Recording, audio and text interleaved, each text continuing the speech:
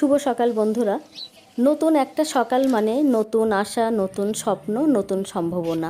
আর এই আশা স্বপ্ন নিয়েই মানুষ সারাটা দিন কাটিয়ে দেয় নতুনভাবে বাঁচার জন্য। আজ কয়েকদিন ধরে প্রচণ্ড রোদের তাপ এবং গরম। তো আজকে সকালটা ছিল রৌদ্রোজ্জ্বল এবং খুবই তাপমাত্রা সকাল থেকে শুরু হয়েছে। আর আজকে সকালে আমি অনেকগুলো কাপড় চোপড় ধুয়ে নিলাম। শুক্রবার মানে অনেকটা কাজ থেকে থাকে বাড়িতে। আর ছাদে এলেই আমার কিন্তু অনেকটা সময় ব্যয় হয়, কারণ আমি এই ছাদে না আসলে আমি কোনো কাজে মন বসাতে পারি না। যদিও আমার তেমন কোনো বড় বাগান নেই, তবে যেটুকু আছে এটুকু নিয়ে আমার সন্তুষ্ট।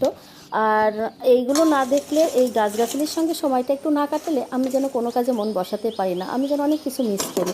তো চলে এসেছি রান্নাঘরে। আজকে কী কী রান্না করছি সেটা তোমাদের সাথে শেয়ার করছি। একটা সবজি তরকারি কেটে নিয়েছি, ভাতটা তুলে দিয়েছি, পটল ভাজা। সবজি তরকারিটা করে রেখেছি।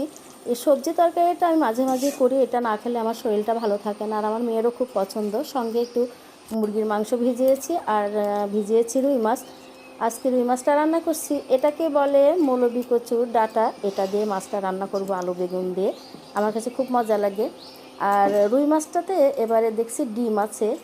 মাছে ডিম থাকলে রুই মাছটা স্বাদ থাকে না, তবে ডিমটা আমাদের বাড়ির সবার খুব পছন্দ। এটা দিয়ে আজকে তরকারি রান্না করব। আর কেটে নিয়েছি কুমড়ো দিয়ে মাছের মাথাটা দিয়ে ঘন্ট করব। আর এদিকে কিছু ছোটো মাছও ভিজিয়ে নিয়েছি। আমার বাড়ির কর্তা ছোটো মাছটা বেশি পছন্দ। মাছের ডিম ভাজাটা গরম গরম ভাতে খেতে কিন্তু মজাই লাগে।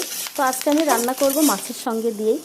আর আজকে দুপুরের এই সামান্য একটা ছোটো ব্লগই তোমাদের সাথে শেয়ার করলাম। দেখো, ছোটো মাছের তরকারি ঘন্টটা আমার হয়ে গিয়েছে, মাছের তরকারিটাও হলে রান্নাটা কমপ্লিট। শুভ দুপুর সবাইকে।